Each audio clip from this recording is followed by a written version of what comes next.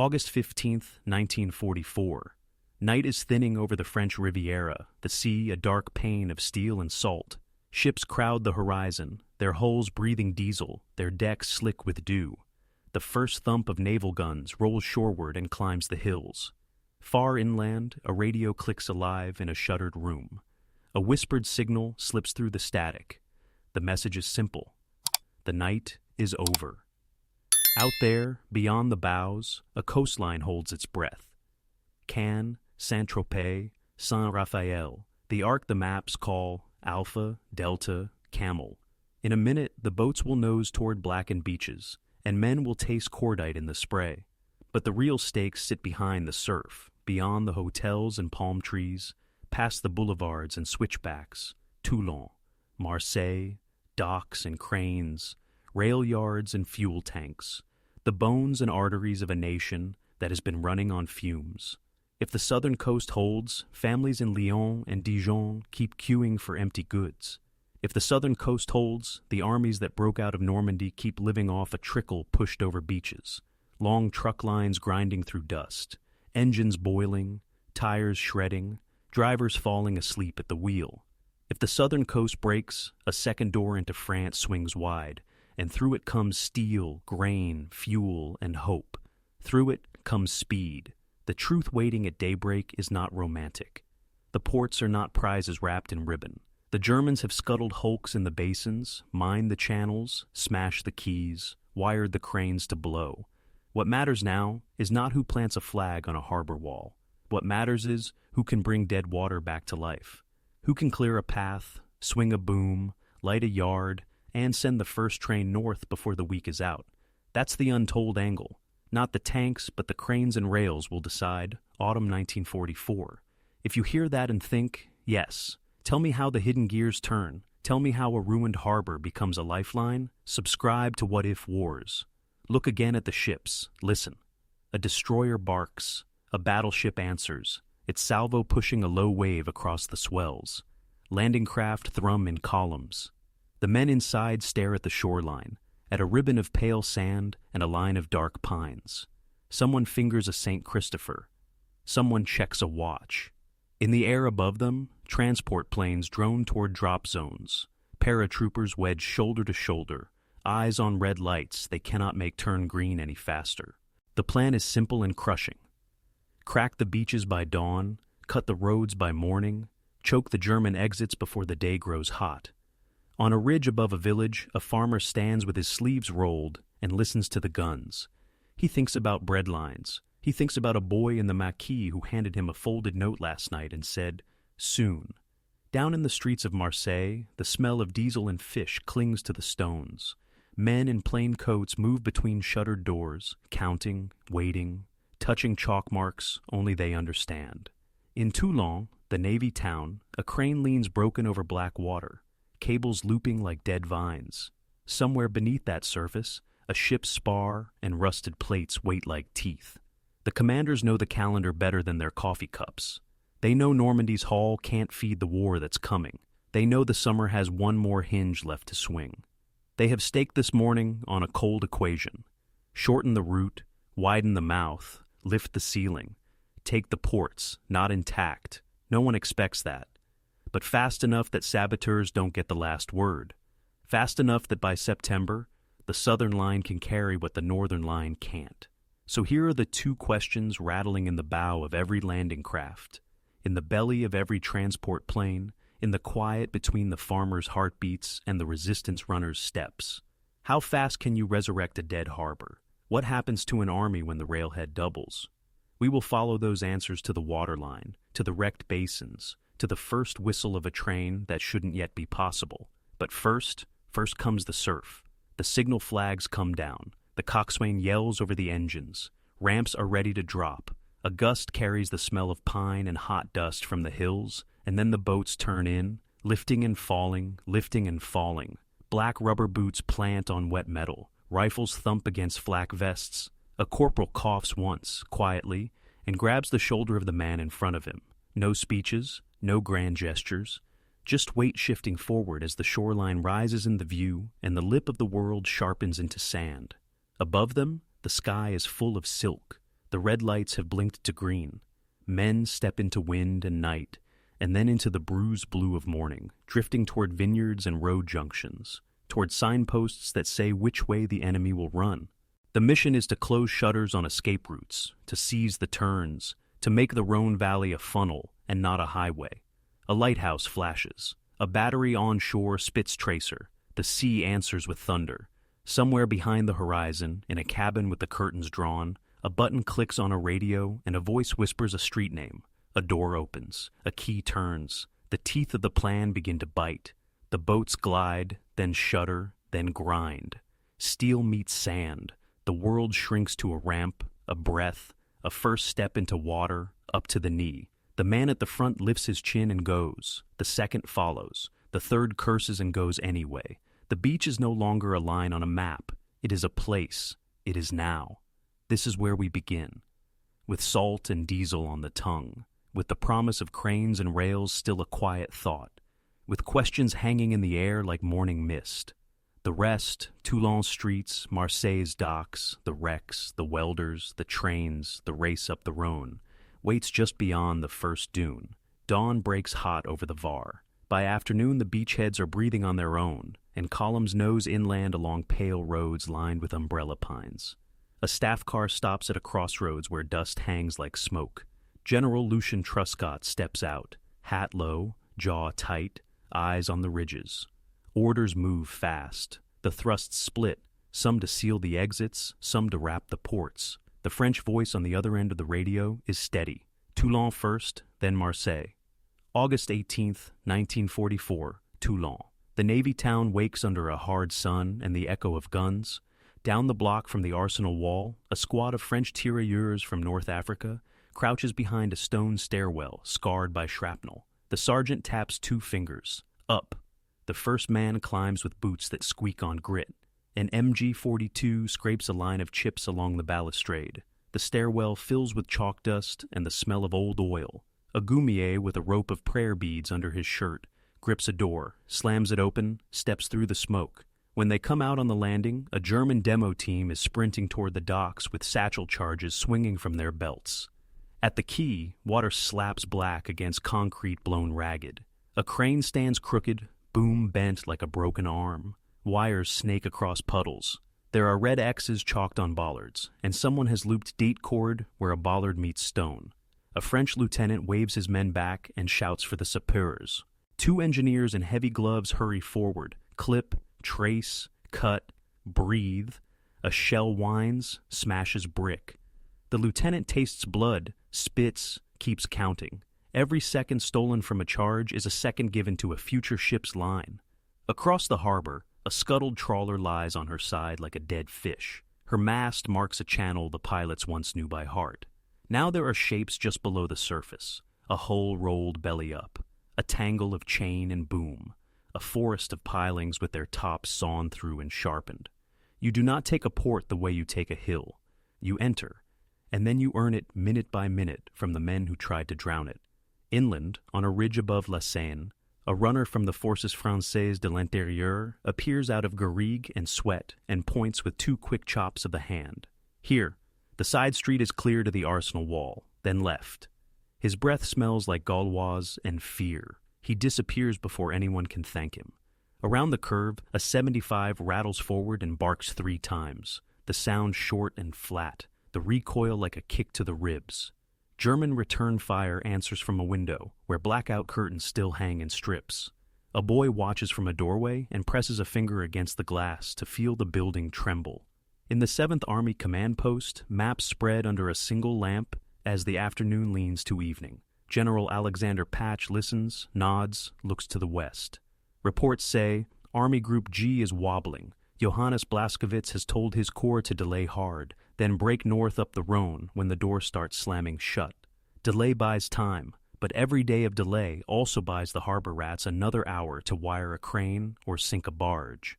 Patch glances at the clock, then at the line that marks the city limits of Marseille. Tel de Lattre, he says quietly. We're with him. August 21st, Marseille. The city smells of diesel and fish and the sour dust of broken plaster. The old port is a bowl of glare. Cables droop. A barge burns low and mean in the basin and sends a strip of oily smoke across the water. FFI fighters with mismatched belts and careful eyes lead a column through alleys blocked with furniture shoved out of apartments. Wardrobes, chairs, a piano turned on its side like a wrecked ship. A woman in a blue dress points at a side door that's never locked and then folds her hands as if in prayer. The man at the front, a corporal from the U.S., 36th Infantry Division attached for the day, feels the door latch give under his palm like something alive. On the quay, an older French dockman, cap low, steps from a cellar he should not have been in. He has carried a notebook and a stub of pencil through 4 years. He stares at the basins, at the coiled wire, at the cranes pocked with charges, at the hulks set just so to choke the throat of the harbor, and he whispers a single word his father used for ruined machinery. Mewit. Silent. Street by street, the battle flips between open squares and tight stone canyons. At mid-morning, a German demolition truck lurches toward the Mole J4 with a driver hunched like a question mark. It dies under a storm of fire, rolls backward, ignites with a pop that sucks the air. At noon, a sapper team crawls along a quay, lip no wider than a boot sole to trace a wire into shadow. A sniper cracks. The second man slides into the water without a sound. His partner reaches for him and grabs only a glove. General Truscott de Lattre de Tassigny arrives near a crossroads where the signpost still reads Belsunce. He steps out, dust on his shoes, and speaks to a captain whose men are counting floor by floor in a building that seems to regenerate windows every time you look away. Vite, mais propre, he says. Fast, but clean. He nods toward the port. There are fat men in Berlin who think a city makes us slow. Show them. By the 24th, Toulon tightens. The arsenal wall is inside the Allied line, and the last German pocket there fights like a nail under a hammer. A French tricolor snaps in wind that smells like carbon and hot stone. August 27th, Toulon capitulates in pieces. A last burst of rifles, a last grenade tossed without hope, then the brittle silence of men who know they did what they were told for as long as they could. Marseille runs a different fever. August 25th, FFI groups surge in a braid with regulars. A sailor from the docks, hair singed, shouts directions at a tank destroyer like he's guiding a truck into a loading bay. August 28th, Marseille gives. Not cleanly, not with a parade, with 100 corners still dangerous, with wires still live, with charges still ticking under crane housings, with basin water shining with the skins of oil and ash. Back at Army Group G, Blaskowitz watches the map thin. Bridges go black one by one. Reports from the Riviera say, hold and go, but the arrows pushing up the Rhône are faster than the ink will dry. He orders the main body to break for the river in bands, to find the next line and dig, to save what can be saved. The ports, he writes, are to be denied. Denied does not mean lost. Denied is supposed to mean useless. Evening on the waterfront. The battle chatter ebbs to single shots. A blue light leaks over the basin from a sky not yet night. The cranes stand like dead giraffes against that light. The wrecks sit fat and sure in their beds. You can hear, if you stand very still, the soft rattle of wires against steel. You can smell wet rust and cordite baked into rope. Somewhere a fuse burns down to nothing and goes out without a bang. The victory is entry, not use. The gates are open, the heart is not beating. A French docker, the pencil still in his pocket, rests a palm on a shattered bollard and closes his eyes. We will make it speak, he says to no one at all. The words are a promise, a whisper to the silent cranes, a vow to the black water. Night again, but this time the water is busy. A skiff noses into the basin, with its running lights blacked and a man in a thick suit crouched in the bow. The diver's gloves are stiff with salt. He breathes through rubber and will not let himself think about the teeth of twisted steel below. He rolls backward, the sea closes over his faceplate with a flat slap, and the world turns to cold and bubbles and a rope that tugs like a heartbeat from the surface.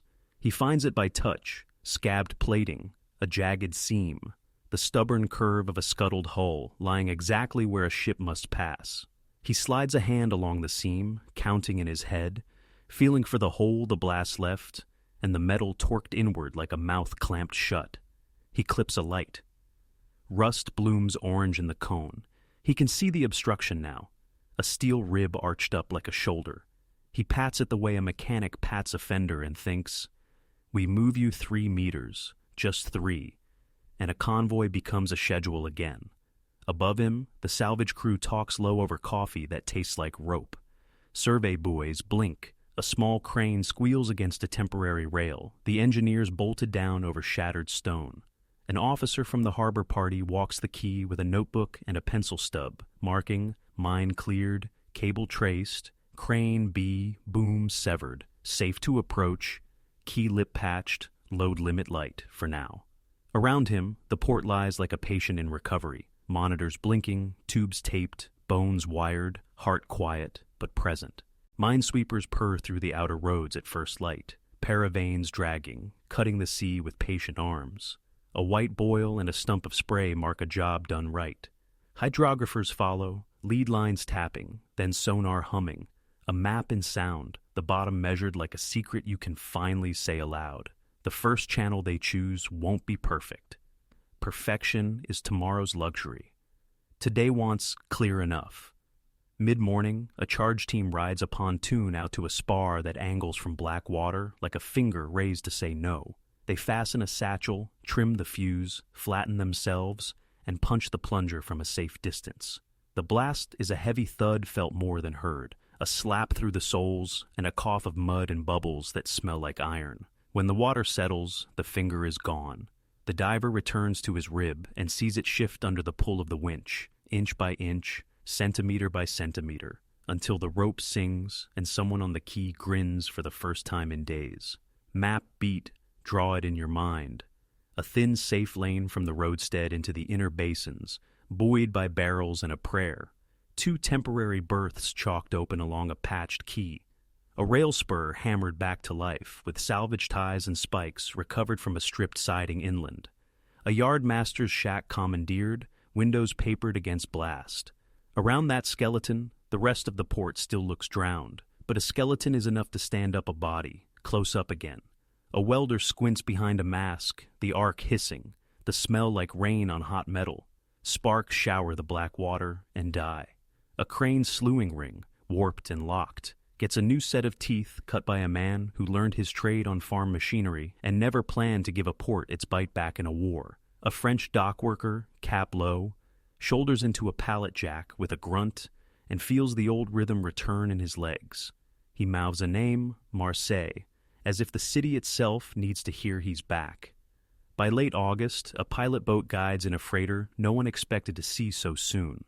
She comes in slow, proud in her rust, and the harbor breathes like a church when a door opens. A tug shoulders her into place along a quay still wearing scabs of wet cement. Ropes fly, lines bite. The first hatches clatter. No speeches, just the sound of a winch engaging and a pallet creaking toward daylight. The ramp-up is a march of small victories written in grease pencil on a wall. By the last week of August, 1 safe channel marked to daytime standard, 2 working berths handling priority cargo only, fuel drums stacked under tarps near a hastily fenced corner of the yard. By mid-September, additional berths opened, nightlights strung over patched cobbles. A mine-swept approach widened so pilots can thread in without chewing their fingernails to the quick. By late September, cranes and lighters working in 2 shifts. Quayside throughput steady enough that rail schedules stop being theory and start being habit. In October, the cadence inland changes. What began as a trickle now pushes hard enough to ease the constant strain on the northern line from the beaches in Cherbourg. You can feel it in the way officers talk about fuel dumps, in gallons and days, not in hours and hope. A young logistics lieutenant walks the yard at noon, with a clipboard chewed along the edge. He tags inbound balsam crates with an orange slash, ammunition to the front first. He tags drums with a blue dot, fuel to the pursuers. He tags spares with a green triangle. Keep the trucks breathing, keep the tracks tight, keep the radios talking. He looks up at the cranes swinging, the cables thrumming, the pallets rising like cargo on a tide that has finally turned, and he thinks, this is what speed sounds like before the engines even start. Now, give the day to you in one piece. 04 tistas. The yard wakes to steam from kettles and coughs in the dark. The divers brief under a lamp that hums. The minesweeper crews take coffee like medicine and push off. Euro 6, Wewa. A siren whoops twice, first lane clear for the morning. A tug's diesel rumbles. The pilot boat noses out. A gull hangs on the wind and watches men who don't look up. 08, WWII. First hatch on the freighter cracks. The smell of burlap and oil breathes from the dark, slings lower. A bosun swears with tenderness at a stubborn shackle that knows it's important. 10 were. A French railman chalks a manifest in a quick hand. Shells, priority, drums, priority, tires, priority. His handwriting has lived through 4 years of quiet refusal. Now it moves fast. 12 at Asupo. A canteen line curls between pallets. A docker eats with his gloves on so he won't lose time. A sapper team snakes a cable under a rail car wheel and drags it 3 feet to clear a spur. The foreman nods once. 14 wow. A floating crane lifts a section of wreckage that has pinned the inner basin's throat like a cork. The crowd on the quay is small. Their applause is 1 clap each, then back to work. 16 Basuro. A locomotive coughs to life in the yard, and the sound makes people stop without meaning to. It eases forward, couples to a string of cars loaded ugly and dense, and the air smells like hot iron and coal dust in a future that suddenly weighs less. 18 Spur. Lamps pop alive along the quays, a stitched line of yellow and blue air. Night operations begin, careful at first, then hungry. Signals click from hand to hand. 22.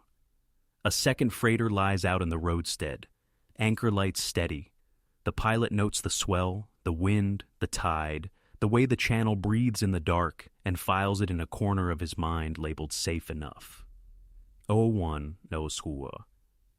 The first serious train rolls north under blackout, hooded by tape, wheels booming over joints that crews replaced one by one with tired, proud hands. Men in the yard pause. The engine's note drops into a register that says, weight, purpose, distance. The conductor leans from the cab and tips 2 fingers. No one waves back. They're already turning to the next load. Microstats bite where they matter most. Time and change. End of August, the ports move from 0 to pulse, daylight-only berths and fragile lanes. By late September, the pulse steadies, 2-shift work, predictable railouts each evening.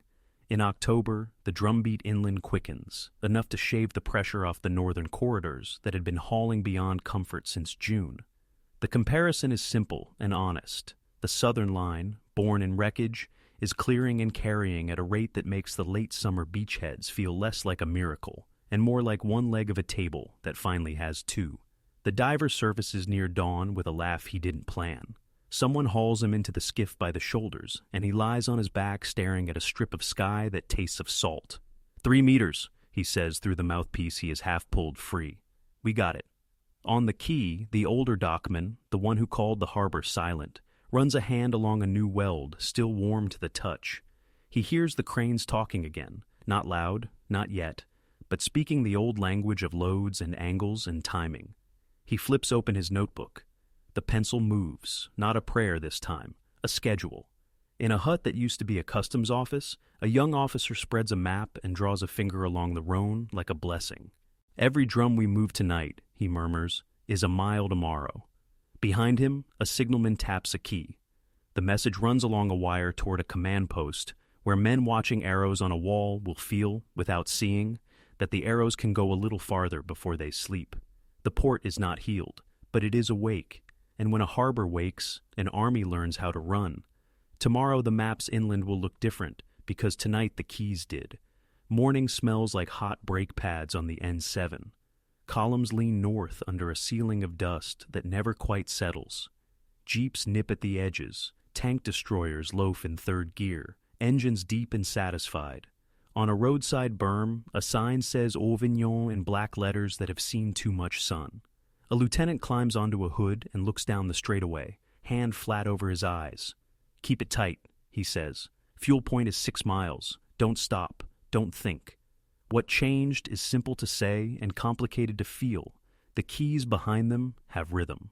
When a port finds cadence, a road learns music, cars hum in tune, orders stop sounding like please and start sounding like plans.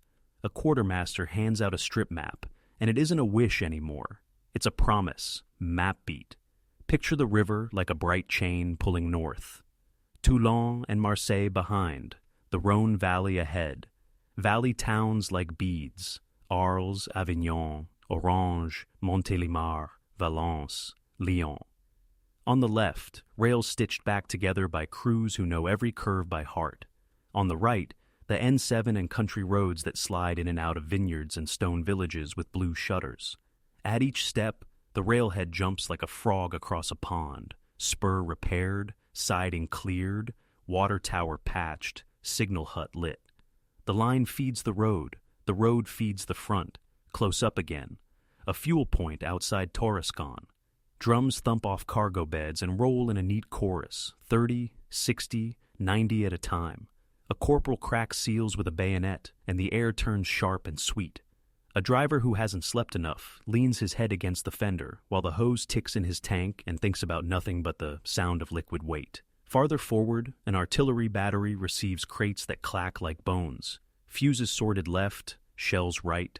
The chalk marks a language everyone reads in a glance. A mechanic slides under a half-track and bolts a scavenge spring in place. Spare parts that used to be a rumor now stacking like cordwood where they're needed.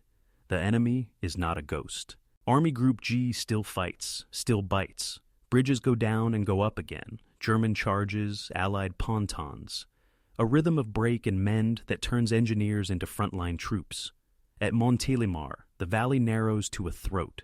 Columns compress. The air tastes like cordite and picked grapes. The hills on either side hold machine guns, and the river gleams like a blade on the right. A captain from the 36th Infantry Division scans the far bank through glasses cloudy with dust and says, "We're not stopping, we're threading." A French railman in a cap, black with soot, leans from a cab window, one hand on the whistle cord, teeth bared in a grin that isn't joy so much as relief. He eases his engine into a yard at Orange where new ties still smell like sap. The manifest says ammunition to the ramp, fuel to the roadhead, rations to the depot. He taps the paper with a finger and thinks of the night he hid a switch key under a floorboard and how different that felt from this clean, ruthless business of sending weight in the right direction at the right hour. Midday, a staff car noses into a patch of shade. General Patch studies a map marked in pencil, the lines rubbed faint by a thumb. Truscott stands beside him with that forward lean that makes staffers move faster whether he speaks or not. Reports say Blaskowitz is pulling in bands, trying to keep the valley a hallway instead of a trap. The answer from the south isn't rhetoric. It's gallons. It's axle grease. It's a timetable that no longer stutters. Microstat. When the ports behind you add a few hundred more tons a day, it doesn't feel like a headline. It feels like one extra refuel point that doesn't go dry by dusk. It feels like a third train at 0200 instead of 2. It feels like artillery that can afford to fire for effect instead of counting rounds like coins. On a bridge near Valence, the decking sings under the weight of armor. River light flashes through the gaps. Below, the water runs hard. A sergeant touches the rail with the back of his hand, old habit, and moves on. Past the bridge, a crossroads, left to the hills, right to the river towns, straight to Lyon. Signs have been shot at by both sides. Someone has painted arrows in whitewash on the macadam. The arrows point north. Consider for a minute the world where only Normandy feeds the fight. The beaches breathe, Cherbourg hauls. The red ball trucks flog themselves day and night across a France whose roads were never built for that kind of punishment. Tires go bald. Gearboxes whine. Drivers sleep in short, savage bites. In that world, the advance north burns bright and then flickers because distance is a tax and the taxman never sleeps. Now lay the southern line over that picture. The sea route is shorter. The rail trunk is straighter. The load divides like a weight taken off one shoulder and shared across two. The red ball keeps running, but its eyes stop rolling back in its head.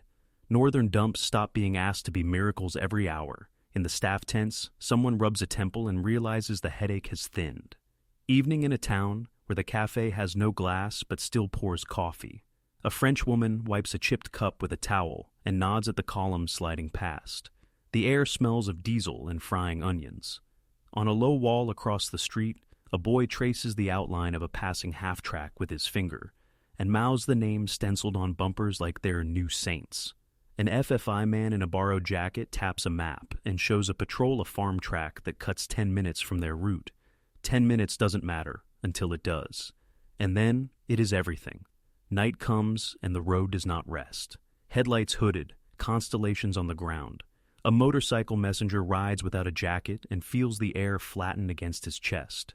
He passes a sign that says Lion and laughs because it's not a threat anymore. It's a destination. Behind him, a train rolls out of a yard that hours ago smelled like hot tar and now smells like cold iron. It takes the valley like a needle up a seam.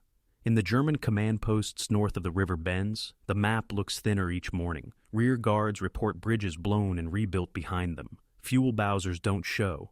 Orders arrive late and leave early. Blaskowitz tells his men to keep moving, to find the next line, to make the enemy pay for each kilometer. He means it. They try. But speed is a weapon that doesn't leave shell casings. It leaves absence.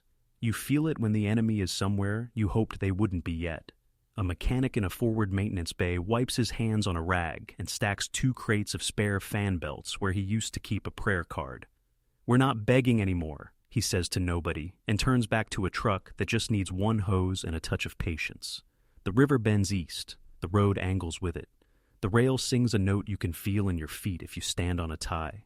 The whole column tilts toward a country that is running out of room to back up in. Speed, fueled and fed, has turned into pressure. Pressure turns into cracks. End on the map in your mind. Night.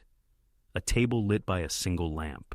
2 arrows move in the dark, one from the south, running up the Rhône, the other from the west, sweeping out of Normandy. They don't know each other, not really. Different ports, different rails, different roads. But they are learning to breathe the same air. They draw toward a border that the men at the table can already see without saying it out loud. Tomorrow, the arrows will be closer. Tonight, the ports behind them keep time. Dusk lays a blue hand over the water. The cranes at Marseille swing slow arcs that look like breathing. In Toulon, a lamp snaps on in a shed that used to be a rumor and is now a schedule. The day's last pallet thumps into place, and somewhere a clerk closes his ledger with a small, satisfied tap. Here are the answers we promised at the surf. How fast can you resurrect a dead harbor? Fast enough that the calendar feels like it cheated. First freighters edging in before August is out. Daylight-only berths turning to 2-shift work by late September. By October, a cadence steady enough that trains roll north each night without drama, their manifests more routine than remarkable. The basins were full of wrecks, the quays were fractured, the cranes were booby-trapped, but the sea lanes were marked, the lips were patched, the booms were re-geared, and the docks began to talk again. Weeks, not seasons. That is the speed. What happens to an army when the railhead doubles? It stops flinching. The pursuit up the Rhône shifts from sprint and gasp to something like a run you could keep through a month. Artillery fires for effect and doesn't count shells like coins. Bridging units stop cannibalizing their own kits. Motor pools hang shelves labeled with parts and actually fill them. The map stops buying distance on credit. Take a clear look at the balance sheet. Late August. Southern intake emerges from 0. 1 safe lane, 2 berths, priority cargo only. It is fragile and brave. Late September. The rhythm is visible. Multiple berths, night lights, predictable rail outs. Inland dumps stop living hand to mouth. October. The line grows teeth. Thousands of tons a day moving through cranes and lighters that were scrap a month before. Nightly trains and reliable strings, not lonely singles. Early November. In specific weeks, the southern ports rival, and in places surpass, the northern flow, not as a boast, but as a relief. The load divides, the shoulders straighten, the machine breathes with 2 lungs. Simple comparisons keep us honest. Against the June beachheads, the southern line by fall is a second river where there used to be a canal. Against Cherbourg's early output, the restored Riviera ports catch up not in prestige, but in practice. Steady lift, shorter sea legs from the Mediterranean, rails that run straight up the Rhône-Saône spine. The result is not fireworks. It is something better. Reliability. The people inside this change are not headlines, so remember them by the work in their hands. A French railman at Lyon chalks an outbound consist by lantern, the letters big and quick. 18 cars, ammunition first, then fuel, then rations, departure, Oro 140. He flips the board, rings a bell, and hears an engine answer. That sound is a promise kept. A U.S. Navy diver in Toulon folds a suit that still smells like salt and rubber and thinks about the rib. He moved 3 meters that became a channel, that became a berth, that became a ship, that became a train, that became a day's advance. He smiles because the math adds. A docker in Marseille, cap low against the night wind off the water, checks the sling, gives the hand signal, watches the pallet rise clean, and mutters a word his father used for a machine that has come back right, true. On the other side of the line, in rooms where the air tastes like dust and boiled coffee, men in gray read reports that sound like weather. Bridges down, bridges up. Fuel gone, fuel promised. A rear guard caught, a rear guard dispersed. Army Group G keeps moving, keeps turning to fight and turning back to run. But the road behind them no longer belongs to them. Pressure, not noise, does the work. The South has become a steady hand at the small of the back, pushing. By the time frost begins to web the mornings, the change has sunk into bone. Quartermasters talk in days of supply with numbers that don't frighten. Drivers step down from cabs and stretch without counting the hours of sleep they didn't get. Staff officers draw arrows that assume the fuel will be there when the arrow meets a river bend. And it is. The northern truck columns still hammer the roads, still earn their legend. But they are no longer alone, no longer asked to be impossible every day. If you need one image to hold, take this. Marseille at dusk. Lamps strike a yellow seam along the quays. Cranes glide in patient circles like the hands of a clock that has finally been wound. The basin holds 2 freighters riding easy. Hatches open like mouths telling the truth. Beyond the seawall, the roadstead glows with anchor lights, the quiet constellation of a port that is working. A whistle blows. On the far side of the yard, a locomotive coughs, takes breath, and leans into its cars. The rails sing the low, iron note that means weight and distance. The headlamp winks once across, faces that don't look up. They are already lifting the next sling. The southern door opened on August 15th. The fight to make the door worth opening took August's last days and September's patience and October's stubbornness. What it bought was not glamour. It bought a ceiling that lifted. This is how a war moves from possible to inevitable. A freighter edges in early. A diver's hand finds the seam. A crane turns slow and then sure. A train rolls at 0140. A captain up front stops asking if he can push and starts deciding where. Remember the 2 questions that rode in the bows that morning? They are answered now in steel and steam and schedule. How fast can you resurrect a dead harbor? Fast enough to change a season. What happens to an army when the railhead doubles? It stops asking permission from distance. The harbor lights blur in a thin mist. The sea breathes against stone. Somewhere up the valley, a column takes a bridge at dawn that would have been just out of reach if last night's trains hadn't run. Men climb back into cabs. Someone laughs at nothing. Someone else ties his boot a second time, tighter. And the cranes keep swinging. The content of this video is compiled from many sources. If anything is wrong or needs correction, please comment below. See you next time.